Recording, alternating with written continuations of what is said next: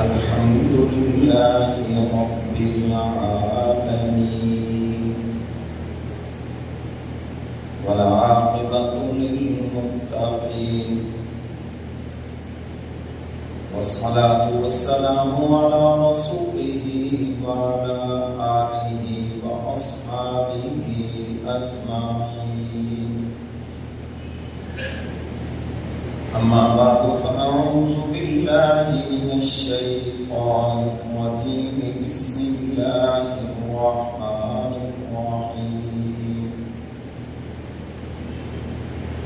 ما كان محمد أبا أحد من رجالكم ولكن رسول الله وخاتم النبيين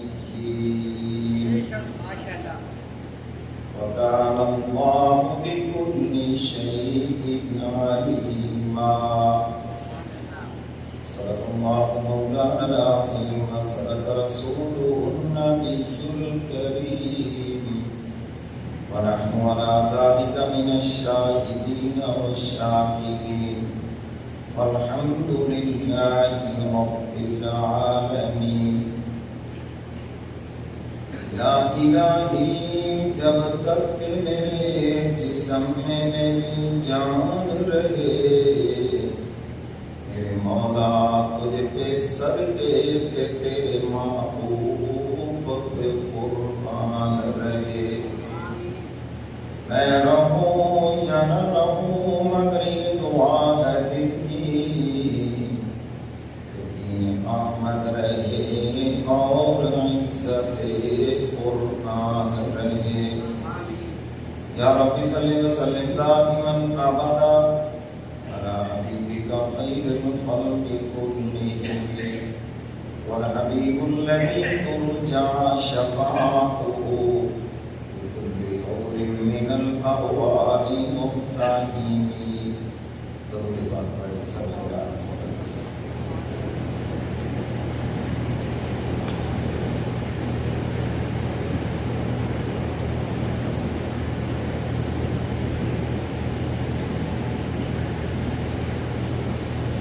میرے واجب الاحترام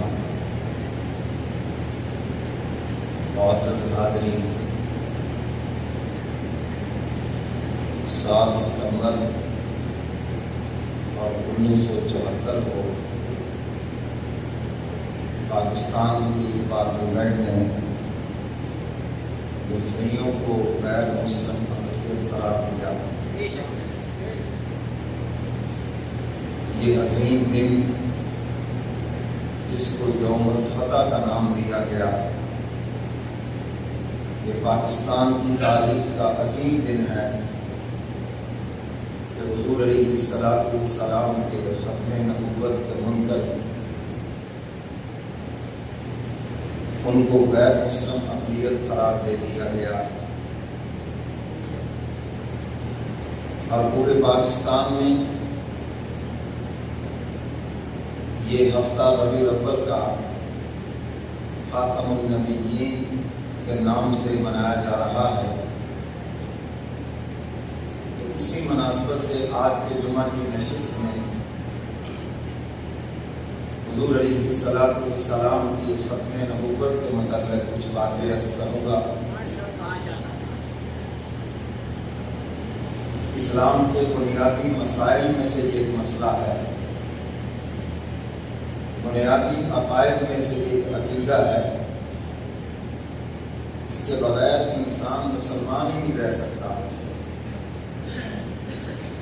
کہ حضور علیہ السلام اللہ کے سچے اور آخری رسول ہیں. سچے رسول آدھا عقیدہ ہے اور اگلا آدھا یہ ہے کہ آپ آخری رسول ہیں. حضور علیہ السلام نے ارشاد فرمایا، ایک آدمی نے تو خوبصورت محل بنایا اور اس میں ایک اینٹ کی جگہ چھوڑ دی. ہر آنے والا پوچھتا ہے کہ محل اتنا خوبصورت ہے اور یہ ایک اینٹ کی جگہ خالی ہے. حضور علیہ السلام نے ارشاد فرمایا کہ میں وہی آخری اینٹ ہوں. قصر نبوت مکمل ہو گیا. حضور فرماتے ہیں انا خاتم النبیین لا نبی بعدی، میں آخری نبی ہوں، اب قیامت تک میرے بعد کوئی بھی نبی نہیں آئے. حضرت عیسیٰ علیہ السلام بھی آئیں گے، حضور کے امتی بن کر آئیں گے. اپنی شریعت کا پرچار بھی کریں گے، حضور کی شریعت کا پرچار کریں گے. کوئی نبی نہیں آئے گا. حضور علیہ السلام نے واضح فرما دیا سلاسون کذابون دجالون، 30 جھوٹے آئیں گے، 30، اور ان میں سے ہر ایک یہ دعویٰ کرے گا کہ میں نبی ہوں. حضور فرماتے تم کان کھول کے سن لو کہ میں اللہ کا آخری نبی ہوں. 30 کے 30 جھوٹے ہیں. ان کی باتوں پہ کان نہ دھرنا، چاہے وہ جتنی مرضی شوقہ بازی دکھائیں. میرے محترم سامعین، امام اعظم ابو حنیفہ رحمۃ اللہ علیہ کا فتویٰ، ہم جن کے مقلد ہیں ان کا فتویٰ ہر وقت دل میں رکھیں، پیش نظر رہے. فرمایا کہ کوئی شخص اگر مذاق میں، شغل میں کسی مدعی نبوت سے، یعنی نبوت کا دعویٰ کرنے والا، اس سے مذاق میں یہ بات کہے کہ اگر تم نبی ہو تو چلو کوئی معجزہ دکھاؤ. فرمایا کہ یہ مذاق میں بات کرنے والا فقط کافر ہو گیا، دارا اسلام سے خارج ہو گیا. اس کو اپنے نبی کی نبوت میں اتنا بھی شک کیوں پڑا؟ شاید کوئی ہو جائے. یہ لفظ بھی اگر اس کی زبان پر آیا تو یہ اسلام سے نکل گیا. آج لوگ مذاق میں کہہ دیتے ہیں وہ بزرگی کا دعویٰ کرے، ویسے بھی جعلی بزرگوں کی بھرمار ہے. جس کو کوئی کام نہ ملے یہ کام سب سے موزوں ہے، لوگوں کو لوٹنے کے لیے. اس سے اچھا کوئی دھندا ہی نہیں ہے. کوئی جو 1 نمبر ہے ان کو پوچھتا نہیں ہے، اور جو 2 نمبر ہے لوگ ان کی جان چھوڑتے نہیں.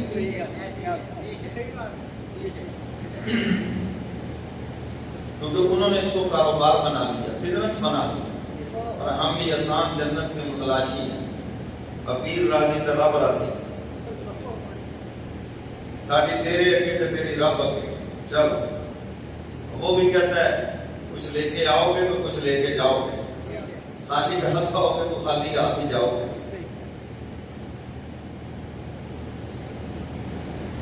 تو یہ چور بازاری کا بازار گرم ہے. اس کو اقبال نے بھی کہا یا رب یہ تیرے سادہ لو بندے کدھر جائیں. یہاں سلطانی بھی عیاری، درویشی بھی عیاری، حکمران بھی فراڈی ہے اور درویش بھی فراڈی ہے. وہ بھی 2 نمبر اور یہ بھی 2 نمبر، سب 2 نمبر. تو میرے محترم سامعین، حضور علیہ السلام آخری نبی ہیں، آخری نبی. آپ کے بعد کوئی نبی نہیں آئے. حضور فرماتے جھوٹے آئیں گے، جھوٹے، دجال، قذاب، جھوٹے آئیں گے. اور ہمارا المیہ یہ ہے کہ ہم جھوٹوں کو زیادہ سنتے ہیں. یہ سوشل میڈیا پہ جو بیٹھے سارے جھوٹے ہیں، اللہ ماشاءاللہ کوئی ایک آدھا ہو تو مفتی ہے، واقعتاً کوئی عالم دین ہے. ورنہ جو سوشل میڈیا سے آپ دین سیکھ رہے ہیں وہ جھوٹ پر مبنی ہے. جن کو آپ مذہبی سکالر سمجھتے ہیں وہ آپ کی نظروں میں کچھ ہوں گے، مگر اللہ کے محبوب کے ہاں ان کا کوئی مقام نہیں ہے. حضور علیہ السلام نے ہر چیز کی لائن دے دی ہمیں. فرمایا کہ العلماء ورثۃ الانبیاء، علماء انبیاء کے وارث ہیں. اگر تمہیں میرے علوم چاہیے، علوم نبوت چاہیے تو علماء کے قدموں میں آؤ. یہ منبر و محراب سے تمہیں دین ملا ہے اور آئندہ بھی دین یہی سے ملے گا. مساجد جہاں عبادت گاہیں ہیں وہاں روحانی تربیت گاہیں بھی ہیں. مجھے اس چیز کا بھی احساس ہے. ممبر و محراب پر بھی جاہلین کا قبضہ ہے. عالم با عمل بہت تھوڑے ہیں اور اس میں قصور ہے ان مساجد کی انجمنوں کا. یہ مجرم ہے کیونکہ انہوں نے چاپلوسوں کو منتخب کیا, یس مینوں کو منتخب کیا. زہر ہے ان کی کڑوی گسیلی. اب ایک عالم دین, ایک مفتی, ایک شیخ الحدیث کی مکر سنے گا جس کو خدا نے علم سے نوازا ہے, وہ بھوکا تو مر جائے گا, فاقے تو کاٹ لے گا, لیکن ان دنیا داروں کی کاسالیسی کبھی بھی نہیں کرے گا.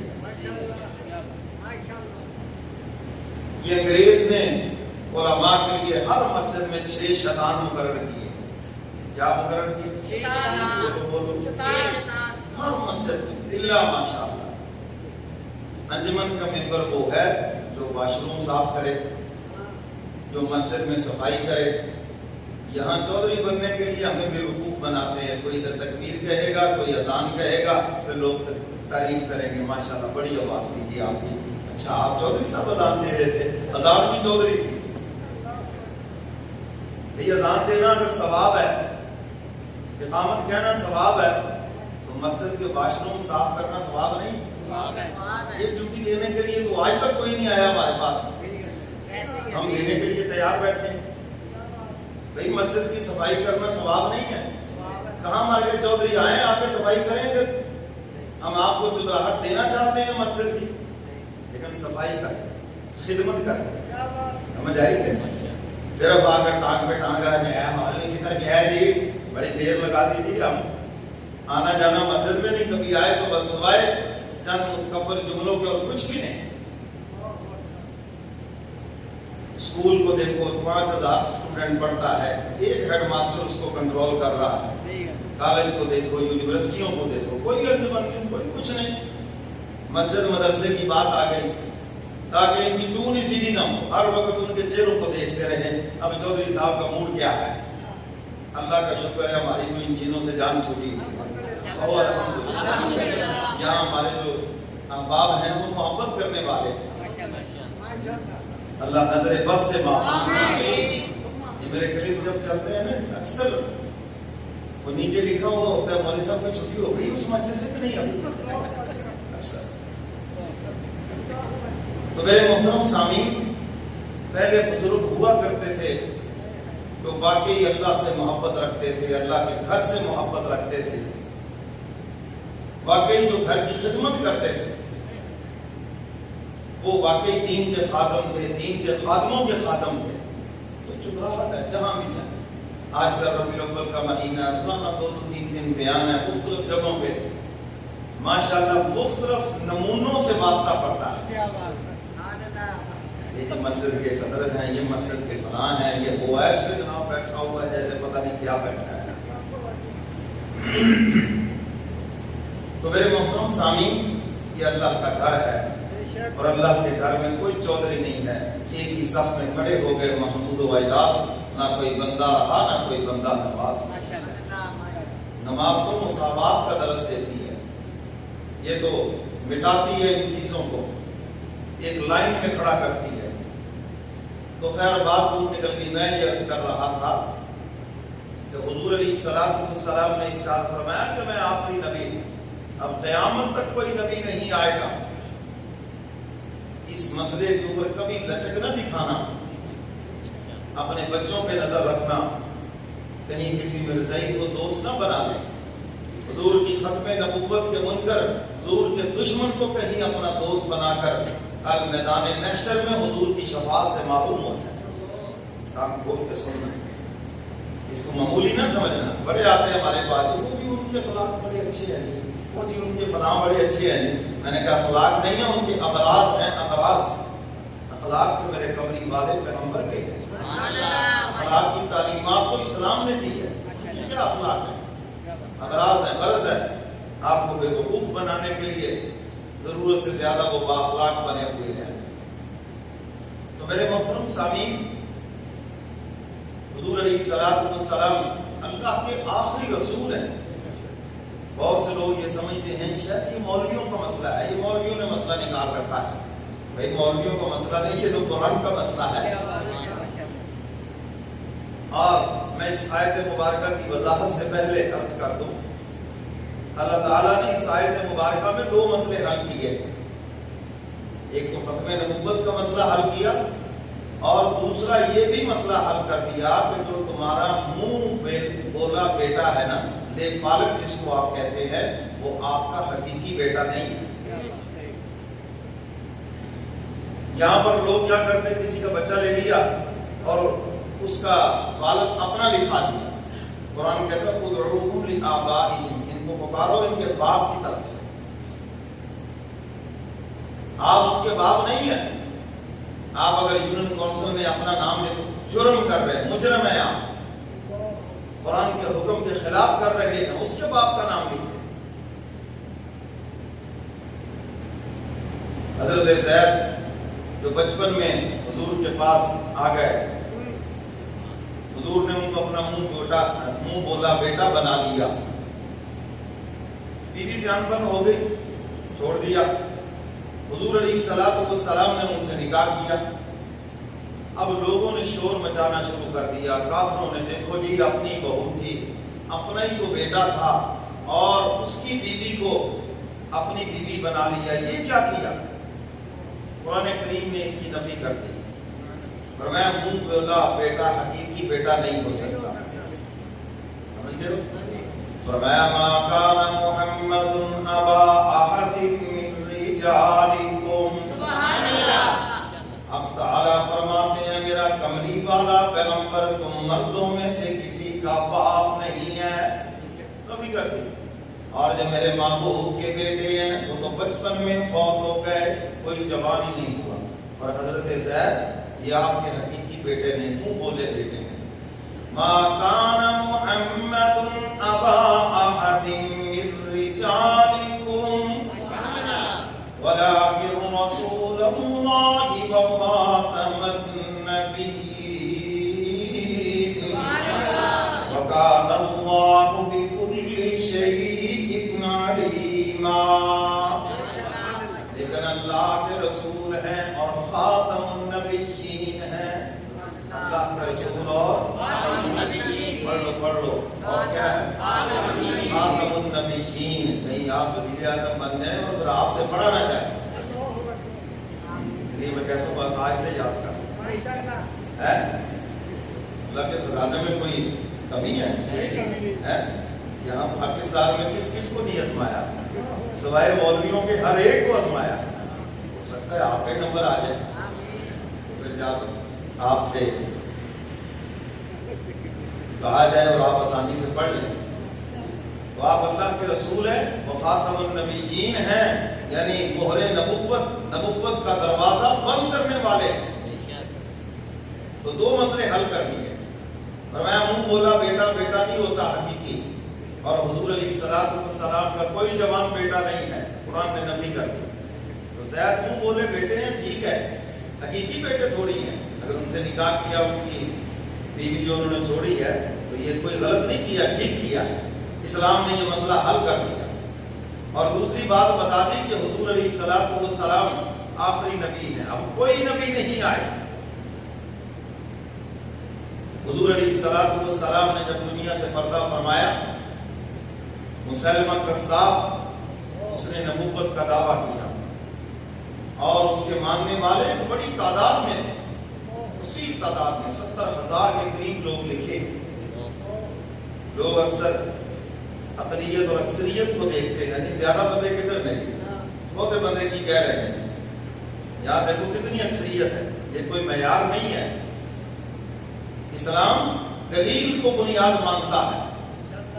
دلیل جس کے پاس ہے، سچائی جس کے پاس ہے، چاہے وہ ایک بھی ہے تو وہ سچا ہے.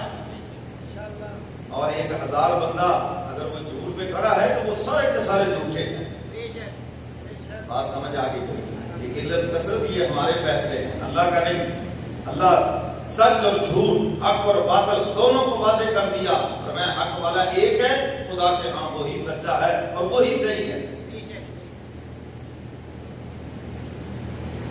حضرت حبیب بن زید رضی اللہ تعالیٰ عنہ شہید ختم نبوت، حضور کی ناموس کے لیے، ختم نبوت کے لیے سب سے پہلے شہید ہونے والے صحابی، میں ان کا تذکرہ کرتا ہوں۔ قیامت تک ختم نبوت کے شہداء آتے رہیں گے، لیکن ان کی قیادت قیامت کے دن حضرت حبیب بن زید کے ہاتھ میں ہوگی۔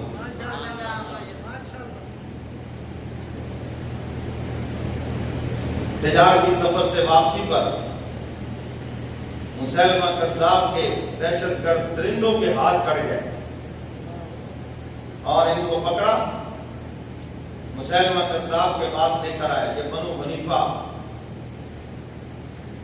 محکم بن طفیل جو ان کا سردار تھا، وہ برملا کہتا تھا نبی تو قریش کا ہی سچا ہے، لیکن ہمیں اپنی قوم کا نبی سوٹ کرتا ہے، اس لیے کہ یہ ہماری قوم کا ہے۔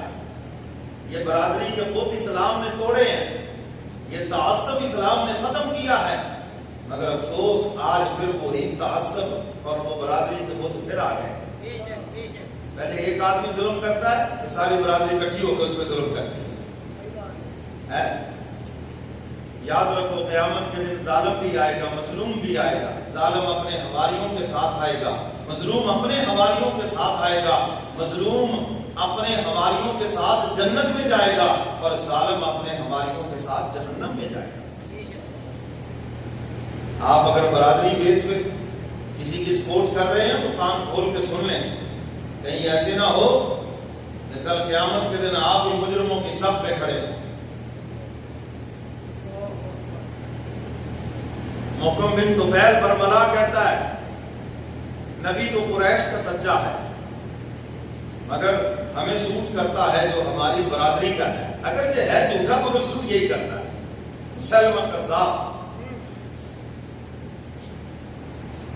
حضرت حبیب بن زید رضی اللہ تعالیٰ عنہ کو پکڑ کر اس کے دربار میں لائے اور یہ خود سوال کرنے لگا۔ دربار سجا ہوا ہے، آؤ حضور کے عاشق کی بات سناتا ہوں۔ عشق جس کا نام ہے، عشق جھنڈیاں لگانے کا نام نہیں ہے، عشق گلیاں سجانے کا نام نہیں ہے، عشق خالی نعرے مارنے کا اور دعوے کرنے کا نام نہیں ہے، عشق تو حضور کی ناموس کے لیے جان قربان کرنے کا نام ہے۔ آؤ بتاؤں عشق مصطفیٰ کسے کہتے ہیں؟ مسیلمہ کذاب نے پوچھا من این انت، کہاں سے آئے ہو؟ کہنے لگے مدینہ سے۔ محمد کو جانتے ہو؟ صلی اللہ علیہ وسلم۔ 10 نیکیاں ملیں گی، 10 گناہ معاف ہوں گے، جنت میں 10 درجے بلند ہوں گے۔ حضور کا نام نامی آئے فوراً کیا کہنا ہے؟ صلی اللہ علیہ وسلم۔ جانتے ہو؟ انہیں کو تو جانتا ہوں۔ وہ کیا کہا جگر مراد آبادی نے؟ میرا کمال عشق یہ ہے کہ وہ مجھ پہ چھا گئے، میں زمانے پہ چھا گیا۔ ان کی محبت مجھ پہ چھائی، میں سارے زمانے پہ چھا گیا۔ میرا کمال عشق یہ ہے اے جگر، وہ مجھ پہ چھا گئے، میں زمانے پہ چھا گیا۔ تو حضور سے ہی تو میری پہچان ہے۔ کون ہے وہ؟ اللہ کے نبی اور آخری رسول ہیں۔ اس نے وہ کہنے لگا میں رسول ہوں۔ بڑے مجمع میں برملا فرمایا انت کذاب، جھوٹا ہے، دجال ہے، میرے کملی والے پیغمبر اللہ کے سچے اور آخری رسول ہیں۔ جابر سلطان کے سامنے کلمہ حق کہنا یہی تو جہاد ہے۔ آج ہم تو ایک 2 ٹکے کے چودھری کے سامنے سچ نہیں کہہ سکتے، حق نہیں کہہ سکتے، اور اپنے آپ کو جناب پتہ نہیں کیا سے کیا کچھ سمجھتے ہیں۔ ہماری حیثیت تو یہ ہے، برادری کے 4 بندوں کے سامنے ہم سچ نہیں کہہ سکتے، حق نہیں کہہ سکتے، 4 دوستوں میں بیٹھ کے حق نہیں کہہ سکتے۔ اپنے ایمان کی خیر منائیں، اتنا کمزور ایمان۔ یہاں پر دیکھو پتہ بھی ہے کہ یہ میرے ساتھ کیا کچھ کرنے والا ہے، مگر کوئی پرواہ نہیں۔ اس نے کہا میں رسول ہوں، میں نہیں، اب تک کذاب، جھوٹا ہے تو۔ اور میری طرف دیکھو یوں انگلی بلند کی، ما كان محمد أبا أحد من رجالكم ولكن رسول الله وخاتم النبيين. اس قدر آگ میں بولا ہوا یہ جیسے بازو اٹھا ہوا تھا تلوار کے بار سے اس کو شہید کر دیا. حضرت حبیب بن زید نے یوں بازو کی طرف دیکھا, خون کے فوارے کی طرف دیکھا, فرمایا پہلے تو میں اکیلا تھا, اب میرے عشق میں میرا خون بھی شامل ہو گیا, اب حضور کی محبت میں میرا بازو بھی قربان ہو گیا. دوسرا بازو بلند کیا اور پھر وہی ما کان محمد ابا احد من رجالکم ولکن رسول اللہ وخاتم النبیین. یہ آیت پڑھی, حضور خاتم النبیین ہیں, وہی نبی. دوسرا بازو بھی شہید ہوا, درندوں نے نیچے پھینکا اور مسلمہ کذاب خود حبیب بن زید کے سینے کے اوپر بیٹھ گیا, نیزے سے وار کر کر کے شہید کر دیا. لیکن وہ یہی آیت برابر پڑھتے رہے, ما کان محمد ابا احد من رجالکم ولکن رسول اللہ وخاتم النبیین وَكَانَ اللَّهُ بِكُلِّ شَيْءٍ عَلِيمًا. یہ آیت پڑھتے پڑھتے جام شہادت نوش کر گئے اور کل قیامت کے دن میدان محشر میں حدیث مبارکہ میں آتا ہے نا, جو جیسے موت ہوگا وہ ویسے ہی اٹھے گا. کوئی قرآن پڑھتا اٹھے گا, کوئی ذکر کرتا اٹھے گا, کوئی خدا کا نام لیتا ہوا اٹھے گا. واہ حبیب ابن زید, میدان محشر میں جب اٹھو گے تو حضور کی ختم نبوت کا اعلان کرتے ہوئے اسی انداز سے اٹھو گے. خبر مدینہ پہنچتی ہے اور ان کی والدہ جن کو حضور علیہ السلام نے خاتون احد کا لقب دیا, غزوہ احد میں جب یہ خبر پھیل گئی کہ حضور علیہ السلام شہید ہو گئے, حضور جن کو پناہ گاہوں میں چھوڑ کر آئے تھے بے پناہ جذبوں سے نکلے اور ان میں یہ خاتون بھی نکلی حبیب بن زید کی والدہ, اور کہنے لگی اب جینے کا کوئی حق نہیں ہے تمہیں. جب حضور دنیا سے پردہ فرما گئے اب لڑو میدان میں, اب کوئی گھر میں نہ رہے, نہ کوئی بوڑھا, نہ کوئی بیمار, نہ کوئی خاتون, سب نکلو. زخم اٹھائے اور کافروں کو بھاگنے پہ مجبور کیا. حضور علیہ السلام نے ان کو خاتون احد کا لقب دیا. جب ان کو خبر پہنچتی ہے آپ کے بیٹے حبیب بن زید حضور کی ختم نبوت کے لیے, حضور کے ناموس کے لیے, حضور کی عزت کے لیے شہید ہو گئے ہیں, جذبہ دیکھو. کہنے لگی خبردار کوئی یہاں منہ بنا کر نہ آئے, کوئی میرے پاس تعزیت کے لیے نہ آئے, بلکہ سب آؤ مجھے مبارکباد دینے کے لیے کہ میرا بیٹا حضور کی ختم نبوت کے لیے قربان ہو چکا ہے. اور میری طرف دیکھو, یوں جھولی اٹھا کے دعا کرنے لگی, مولا زندگی کی شام ہو گئی ہے, چند سانسیں باقی ہیں, لیکن تجھے تیری عظمت کا واسطہ ہے, درخواست کرتی ہوں اس وقت تک مجھے موت نہ دینا جب تک میں مسلمہ کذاب کو جہنم رسید ہوتا اپنی آنکھوں سے نہ دیکھوں. میری آنکھوں کے سامنے اس کے ٹکڑے ہوں اور یہ جہنم رسید ہو, اس وقت تک مجھے موت نہ دینا. جب انسان سے قربانی کی جاتی ہے بیچ میں اس وقت پردے ہٹ چکے ہوتے ہیں, اب کہو جو کہنا ہے ہم نقد سنیں گے. وہی وقت ہوتا ہے قبولیت کا جو ہم برباد کر دیتے ہیں. جزا فضا مر گئے, کب گئے, پتہ نہیں کدھر سے کدھر گئے. وہی تو وقت ہے. حضور کے تربیت یافتہ اس وقت کو دیکھو کیسے کیش کیا, خدا کے دربار میں دامن پھیلا, دعا قبول ہو گئی. سیدنا صدیق اکبر رضی اللہ تعالیٰ عنہ کا دور خلافت ہے. اعلان کر دیا مسلمہ کذاب سے مقابلے کے لیے آ جاؤ بھی میدان میں حضور کی ختم نبوت کے لیے. عاشق سعادت سیدنا صدیق اکبر رضی اللہ تعالیٰ عنہ اعلان کر رہے ہیں. صحابہ کا لشکر ترتیب دیا. حضرت واشی رضی اللہ تعالیٰ عنہ سجدے میں سر رکھ کر گڑ گڑا رہے ہیں مولا تیرے محبوب کو رلایا ہے. حضور کے چچا سید الشہداء سیدنا امیر حمزہ رضی اللہ تعالیٰ عنہ ان کی لاش کے میں نے 11 ٹکڑے کیے ہیں. تیرا محبوب بڑا رنجیدہ ہوا. مولا آج یہ کام مجھ سے لے لے عالم برزخ میں تیرا محبوب مجھ سے خوش ہو جائے. تیرا محبوب مجھ سے خوش ہو جائے. اور اس کام کے لیے حضور بڑے خوش ہیں. امیر شریعت سید عطا اللہ شاہ بخاری رحمۃ اللہ علیہ نے اس کام کے لیے اپنی زندگی وقف کر دی اور فرمایا کرتے تھے آدھی ریل میں گزر گئی آدھی جیل میں گزر گئی. رہا ہوتا ہوں تو بس ختم نبوت کا کام اور پھر مجھے پکڑ کے جیل میں دے دیتے ہیں. یہی میری زندگی ہے. اور پھر ایک بزرگ کے ذریعے گنبد خضرا سے سلام آیا ہے میرے بیٹے کو سلام کہنا.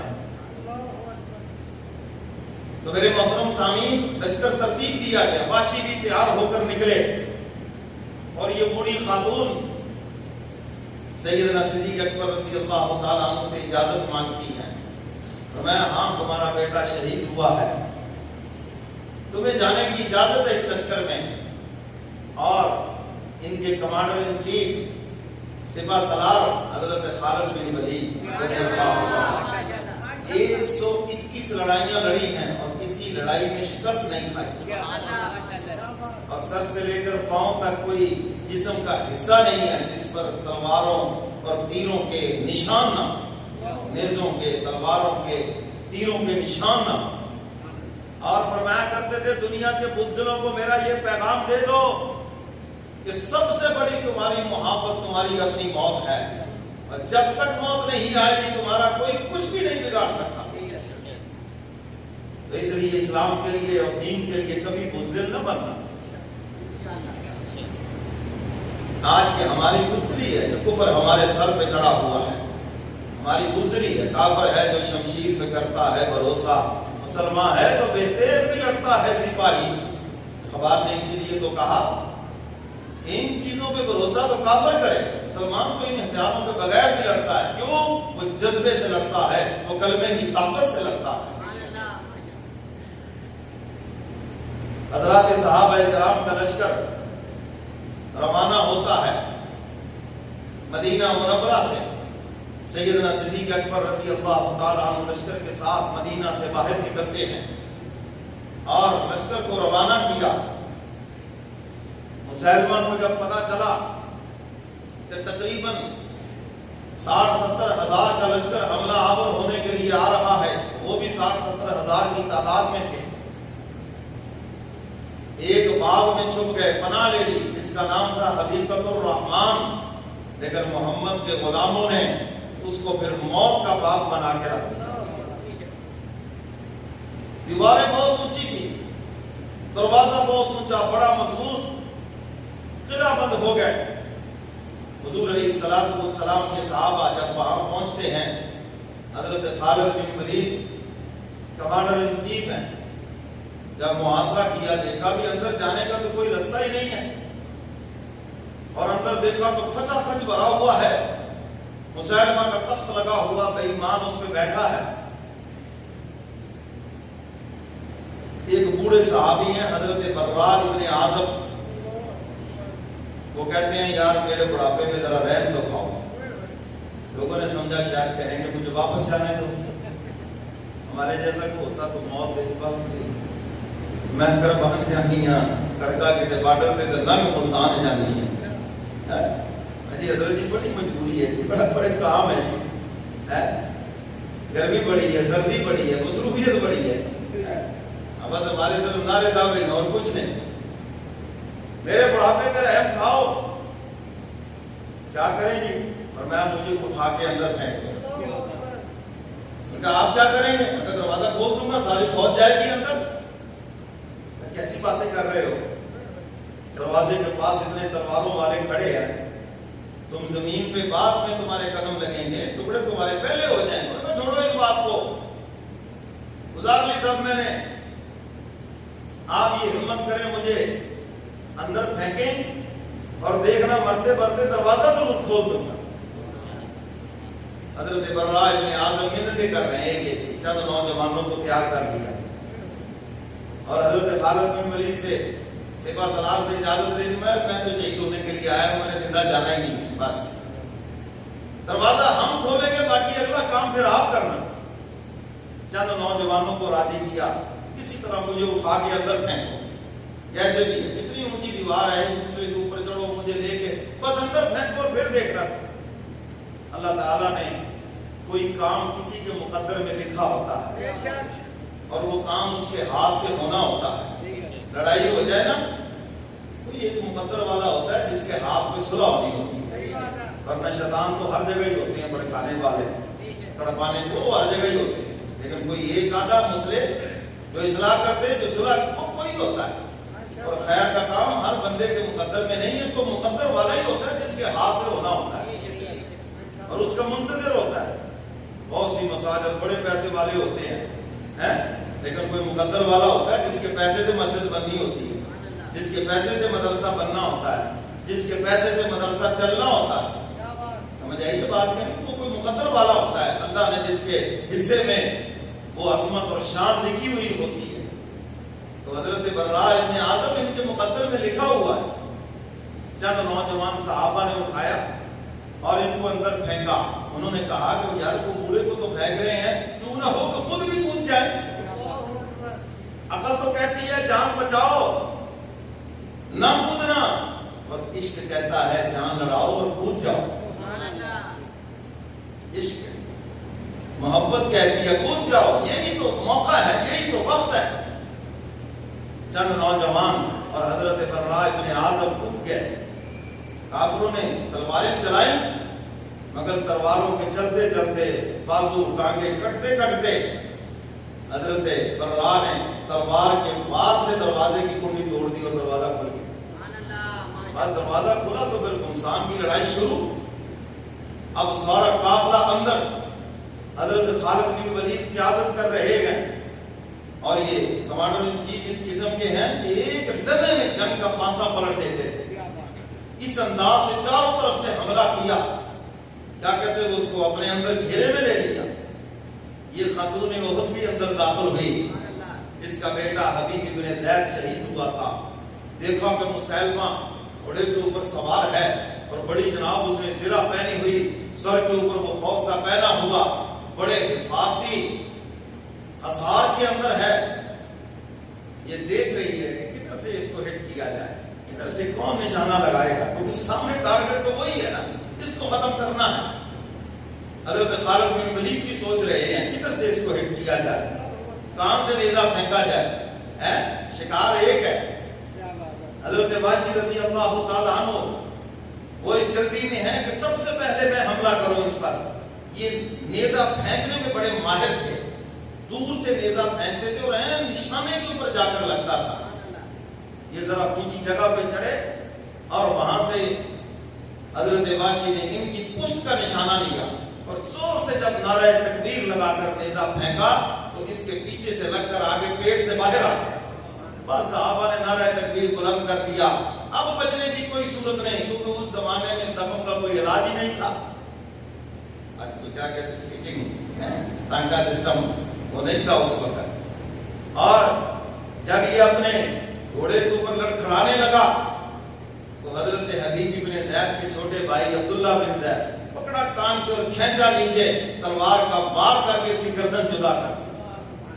और इसकी वालिदा ने उस वक्त कहा, मौला मैं तेरा शुक्र अदा करती हूँ कि अपनी आंखों के सामने हुजूर की खत्मे नबुव्वत के मुनकर हुजूर के दुश्मन को जहन्नम रसीद होता देख लिया। सहाबा को क्यों ना खराज अकीदत पेश करो।